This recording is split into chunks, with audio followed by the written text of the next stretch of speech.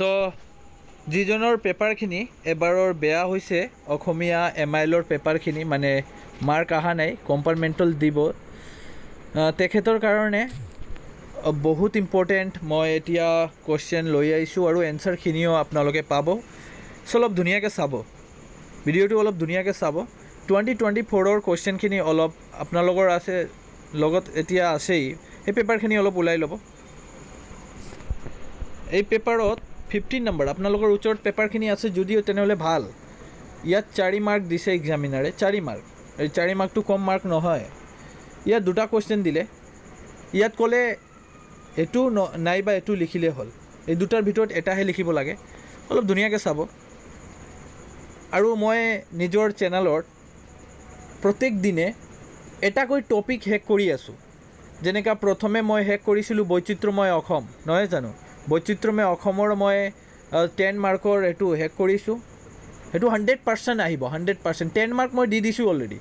আৰু 4 মাৰ্কৰ মই ভাও সম্প্ৰসাৰণ কৰা 14 মাৰ্ক এতিয়ালৈকে মোৰ চেনেলত এটো হেক হৈ গৈছে যিজন ষ্টুডেণ্টে এটো পঢ়ি আছে ধুনীয়াকৈ মুখস্থ কৰি আছে লিখি আছে ঘৰত মিলাই আছে আৰু কেইটা ৰং হ'ল কেইটা ভাল হ'ল যিমান কেইটা ৰং বা ভুল কৰিছা হেতু যদি শুদ্ধ কৰি আছে এতিয়া পঢ়ি পঢ়ি এটো ভাল তো প্ৰেক্টিছ চলি থাকিব আকৌ নেক্সট আপোনালোকে চাব এই কুৱেশ্যনখিনি চাব এতিয়া কভাৰ কৰিম আমি 4 মাৰ্কৰ আকৌ মই 4 মাৰ্ক দিম তেনেহ'লে টোটেল ওভাৰঅল 18 মাৰ্ক হ'ব সো 4 মাৰ্কৰ কাৰণে ইয়াত অলপ ধুনীয়াকৈ চাব যেনেকৈ দুটা কুৱেশ্যন দিলে সেই সেকেন্ড কুৱেশ্যনটো মই অলপ ভালকৈ চাম মই অসমীয়া কবিতাটোৰ সাৰাংশ লিখা ইয়াত কি ক'লে কবিয়ে এক্সামিনাৰে ক'লে মই অসমীয়া কবিতাটো আছে যি আপোনালোকৰ ওচৰত বুকখিনি তাৰ ভিতৰত মই অসমীয়া এটা কবিতা তাৰ সেই সাৰাংশখিনি লিখিব লাগে আচ্ছা এতিয়া আৰু এটা কথা হ'ল মূল ভাই যদি দিয়ে মূল ভাও দিব পাৰে একো নহয় সো এতিয়া মূল ভাও আৰু সাৰাংশৰ মাজত কিবা ডিফাৰেন্স আছে নহয় জানো অলপমান ডিফাৰেন্স বেছি নহয় মই যদি কওঁ কোনোবা ষ্টুডেণ্টে যদি মূল ভাও পঢ়ি লয় গোটেইকেইটা সেই গোটেইকেইটা মূল অৰ্থখিনি আমি সাৰাংশত লিখিব পাৰোঁ বা সাৰাংশখিনি যদি পঢ়িলে মূল ভাৱত লিখিব পাৰোঁ এই দুটাই মিক্স দুটাই বেলেগ নহয় কিন্তু সাৰাংশ বা মূল ভাও মানে মূল অৰ্থখিনিহে বুজাই লিখিব লাগে তাতে মানে ৰাইটাৰজনে কি ক'লে আৰু সাৰাংশ মানে সামাৰি মানেওটো হ'ল এটোৱে কি থুলমূলকৈ যি কবিতাটো পঢ়িছে তাতে কবিয়ে কি ক'বলৈ বিচাৰিছে বা কিহৰ কাৰণে ক'লে হেতুহে লিখিব লাগে আৰু মূল ভাৱত কবি কি বিচাৰিছে কি কৈ আছে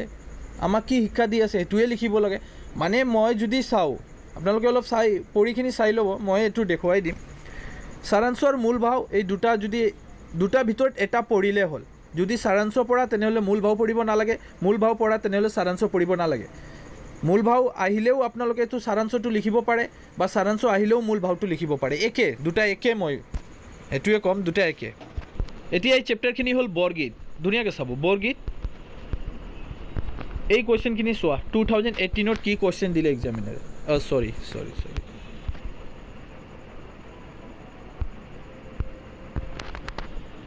আচ্ছা বৰগীতৰ মই লোৱাই নাই নেকি আচ্ছা লোৱা নাই সেইটো চাব বৰগীত যি চেপ্টাৰখিনি এতিয়া চাব এক্সামিনাৰে কি ক'লে 2022ত 2022ত আহিছে 2022ত এই কুৱেশ্যনখিনি আহিছে তোমাৰ পাঠ্যপুথি থকা বৰগীতটিৰ মূল ভাও লিখা মানে এইটো সাৰাংশ পঢ়িলেও মূল ভাও লিখিব পাৰে মই আগতে এইটো জনাই দিলোঁ সো ইয়াত কি দি আছে তোমাৰ পাঠ্যপুথি থকা বৰগীতৰ মূল ভাও এইটো কেতিয়া দিলে 2018ত দিছিল জিকিৰ বিষয়ে এটা টকা লিখা মানে টকাখিনিও যদি দিয়ে এক্সামিনাৰে 3 মাৰ্কৰ দিয়ে তেনেহ'লে সেই মূল ভাও বা সাৰাংশৰ পৰা অলপমান 50 বা 30 ৱাৰ্ড বা 60 ৱাৰ্ড মেক্সিমাম 60 ৱাৰ্ড বা 50 ৱাৰ্ডৰ ভিতৰত আপোনালোকে এইটো লিখিব পাৰে এইটোও ধৰি লোৱা এটা মূল ভাও আকৌ চাব এইটো হ'ল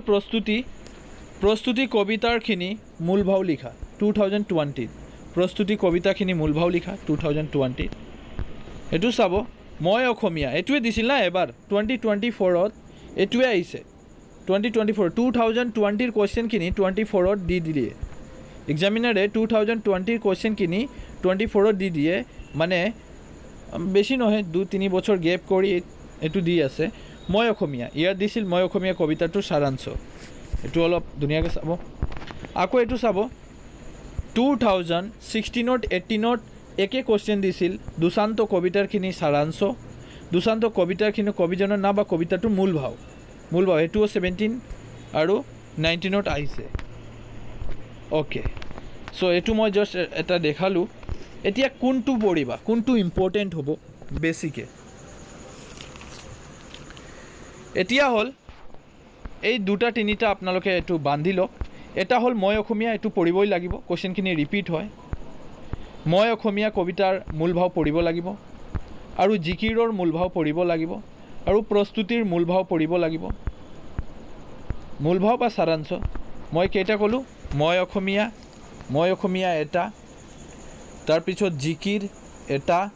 প্ৰস্তুতি কবিতাখিনি এটা আৰু এটা আছিল প্ৰস্তুতি জিকিৰ মই অসমীয়া তিনিটাতো হৈ গ'ল আৰু হ'ল এটা দুশান্ত আৰু এটা হ'ল দুশান্ত এই চাৰিটা ভিতৰতে আহিব এবাৰ এই চাৰিটাৰ ভিতৰত আহিব সো 100% গ্যাৰান্টি ইয়াৰ ভিতৰতে দিব এটা হ'ল মই অসমীয়া এটা হ'ল দুশান্ত এটা হ'ল জিকিৰ আৰু এটা কি ক'লোঁ মই যে প্ৰস্তুতি এই চাৰিটাই আপোনালোকে যদি এনসাৰ নাই মই দি আছোঁ এতিয়া এইটো লিখিব পাৰে মই অসমীয়া কবিতাটোৰ সাৰাংশ এইটো আগত দি আছোঁ মই ওকে সো মই অসমীয়া কবিতাটোৰ মাজেৰে কবিয়ে স্বদেশৰ প্ৰতি থকা তেওঁৰ ভাল পোৱাৰ কথা কৈছে মই ইমান এক্সপ্লেইন নকৰিম জাষ্ট নোটছবিলাক দি আছোঁ আপোনালোকে এইটো লিখি লওক এইটো লিখি ল'ব এইটো সাৰাংশখিনি দি আছোঁ এবাৰো ইম্পৰ্টেণ্ট হ'ব যিহেতু এইটো আহিছে আকৌ এইটো আহিব পাৰে আৰু আহে এনেকৈ দিয়ে এক্সামত কেতিয়াবা এক্সামত আৰু কম্পাৰ্টমেণ্টেল এক্সাম বেছিকৈ যি এক্সাম আপুনি দিছে আৰু তাত ফেইল কৰিছে সেই তাত যি কুৱেশ্যনবিলাক দিছিল কুৱেশ্যনটো ডাইৰেক্ট দি দিয়ে কম্পাৰ্টমেণ্টেল এক্সামত তাৰ কাৰণে আমি ৰিস্ক ল'ব নোৱাৰোঁ এইটো গোটেইকেইটা পঢ়িবই লাগিব এইটো জাষ্ট দি আছোঁ মই এইটো সাৰাংশ বা মূল ভাৱ আহে বা সাৰাংশ আহে একে লিখিলে হ'ল আৰু আছে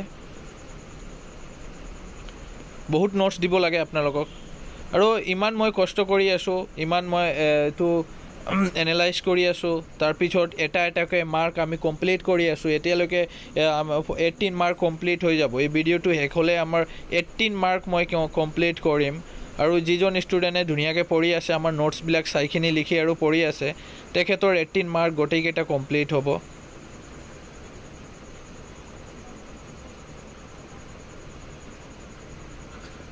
ওকে এইটো এটা বেলেগ প্ৰস্তুতি কবিতাটোৰ মূল ভাৱ লিখা গোটেইকেইটা কমপ্লিট হ'ব 18 মাৰ্কৰ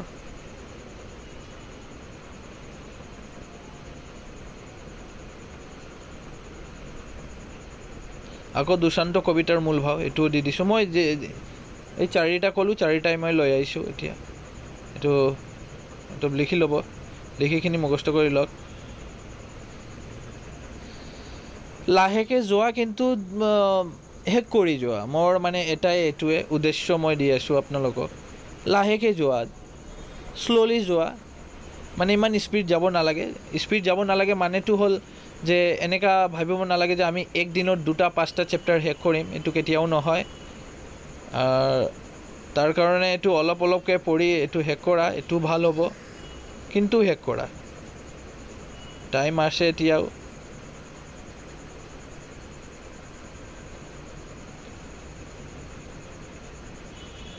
আৰু এক্সামত এনেকা হয় যদি আপোনালোকে এই মিডিলত কোনোবাই ষ্টুডেণ্টে মিডিলত কোনো লাইনটো পাহৰি গৈছে আৰু লাষ্টৰ বহুত কেইটা লাইন ধৰি লোৱা মই যদি ইমান পাহৰি গ'লোঁ আৰু ইয়াৰ পৰা আকৌ আমাৰ মনত আহি গ'ল মুখস্থখিনি আছে তেনেহ'লে কি মই এইটো লিখিব পাৰিম এইটো লিখিব পাৰে আপোনালোকে এইটো মিক্সাৰ কৰিব পাৰে একো নহয় মিক্সাৰ কৰিব পাৰে জিকিৰ বিষয়ে টকাটো আহিছিল কাৰণে জিকিৰ বিষয়ে মই এইটো দি দিলোঁ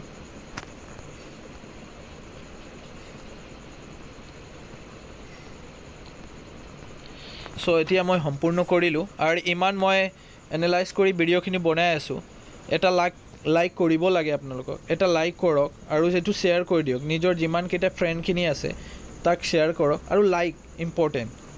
लाइक जरूर कीजिएगा जो लाइक करेगा हम इस तरह का नोट्स देगा আপোনালোকে যদি লাইক কৰে তেতিয়াই আমি নোটছখিনি বনাম তেতিয়াই মই ইমান কষ্ট কৰি এইটো চাইখিনি এইটো